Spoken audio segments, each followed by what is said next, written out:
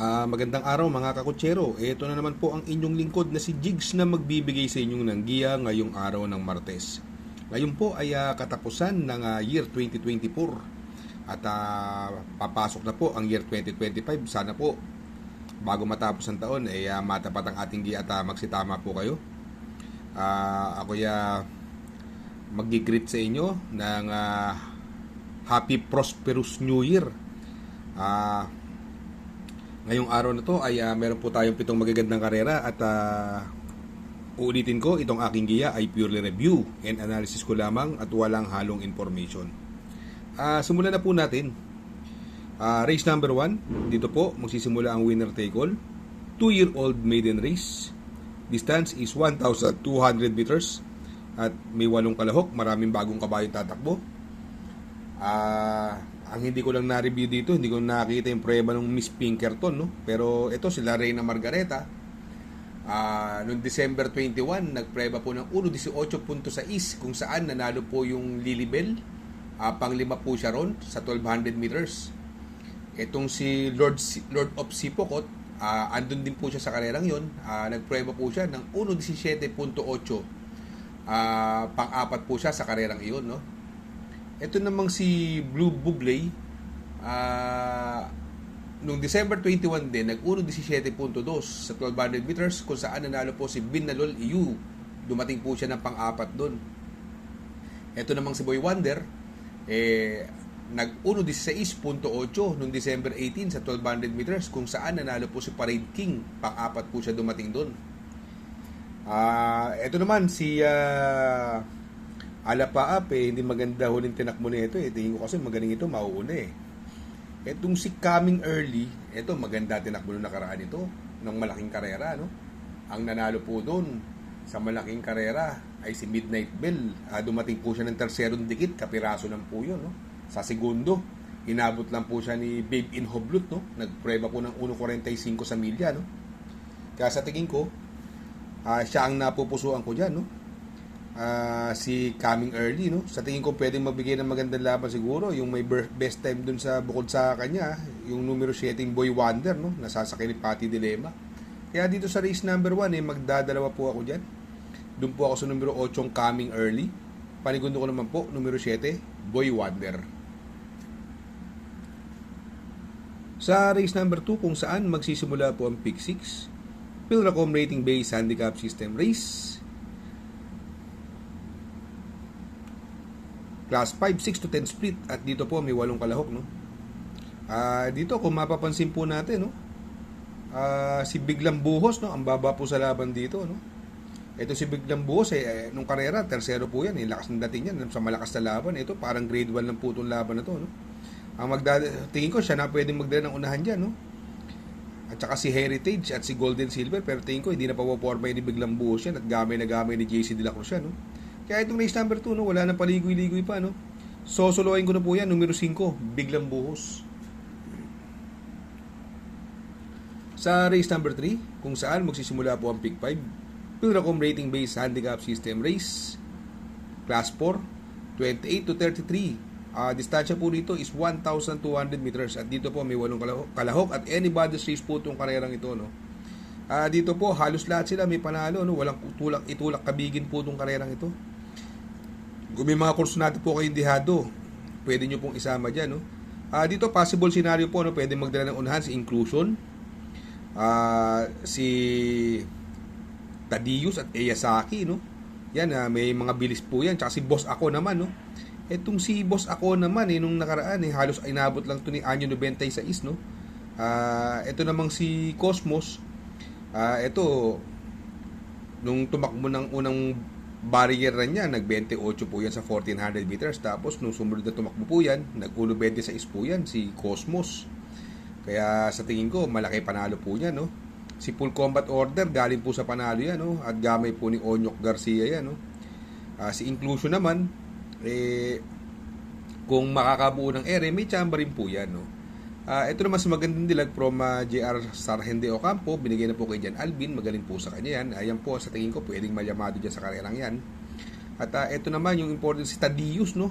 Medyo impresibo po yung panalo niya sa kanyang maiden race, no? na papatnubayan ni JB Guerra, no?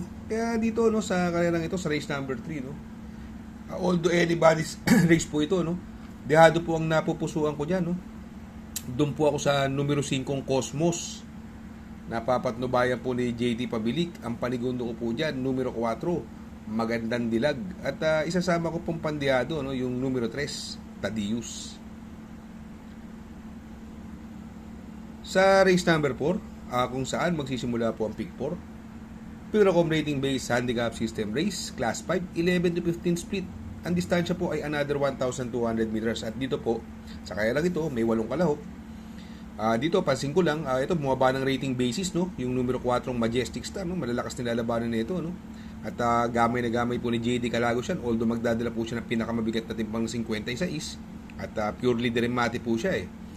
Itong karerang ito, nakikita ko walang ibang matuli, no? Bukod doon sa numero 8 Don Pedro, no? Nasa kay ni Pamboy Ponce, no? Ito si Don Pedro, last run po, segundo po ito eh.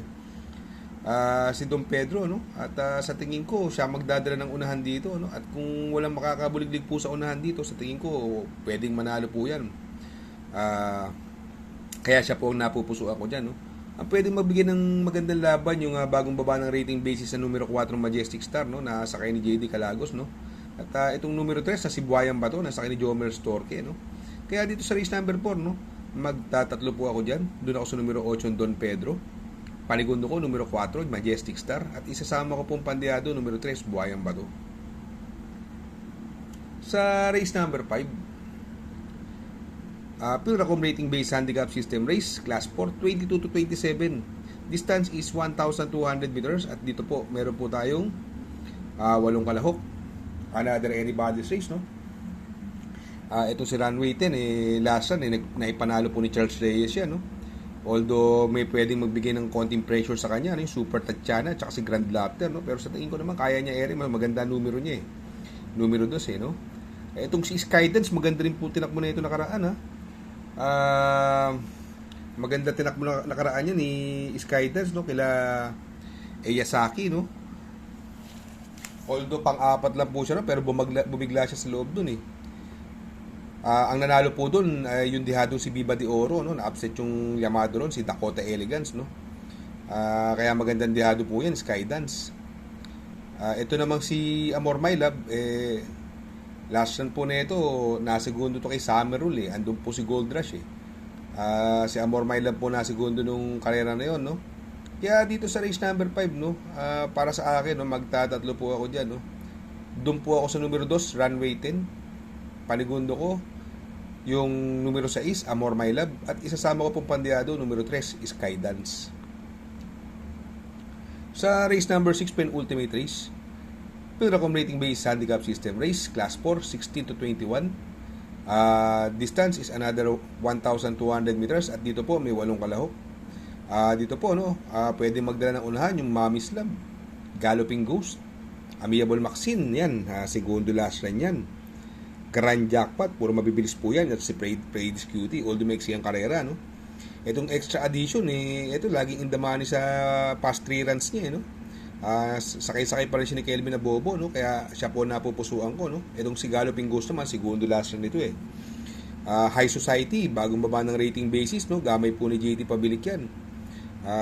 Ito naman si Lemon Bell from JD Huco, binigay na po kay Jomer Storke, no? Kaya dito sa race number 6, no, para sa akin, no, sarili kong opinion, magtatatlo po ako dyan. Doon po ako sa numero 2, extra addition. Panigundo ko po numero 1, Mommy's Love. At isasama ko po pandehado, numero 4, High Society. Sa race number 7, sa last and final race, Pilracom rating based handicap system race, class 5, 6 to 10 split. Distance is 1,400 meters. At dito po may 10 kalahok, no? Ito, no, nabitin lang ng karera si Gugma, no? Sa tingin ko, itong horse to beat dito si Gugma, no? Sa tingin ko, nakakalamang po yan, nasasakyan ni GL at Bincula, no? Ang magdadala ng unahan dyan, yung Success of Times, eh. At saka si Victorious, no? Professor Jones, no? Pero si Gugma, may tulin din po yan, no? Siguro ako para sa akin nakakalamang yung gugma na yan, pero kung dahil paratingan, magpo-protection po ako, numero 1, AK Holy, no? Kaya dito sa race number 7, no, magdadalaw na lang po ako. Doon ako sa numero 2, gugma. At panigundo ko naman po, numero 1, AK Holy. Shout out nga pala kay Sir Pax ng Barkadahan OTV. Located po siya sa 1139 New Antipolo Street, Corner Vargas. Malapit lang po sa Abad Santos, yung bagong ginawang tulay. Very convenient and attentive po ang mga tao. Pwede po kayong mag-EB at party while betting on racing. Baka magawi kayo dyan sa Herrera, Corner o Roqueta. Andyan po ang Pipay's Halo-Halo. Ang isa sa pinakamasarap na halo-halo at homemade lahat ng ingredients po dyan. Ultimo Ice Cream. Tabi lang po yan ng Pares at tatapat po ng Kapihan. Shout out kay Sir Arnel Mendoza. Please support his channel. Shout out po Sir Arnel Mendoza. Good luck mga kakutsero. Sana po matapat ang ating giya at yung mga nakasunod. Sana po ay magsitama po kayo. Ako yung makikiusap lamang at makikisuyo sa inyo na please like, share, subscribe, and hit the notification bell para update kayo sa aking mga giya. Good luck po and happy racing.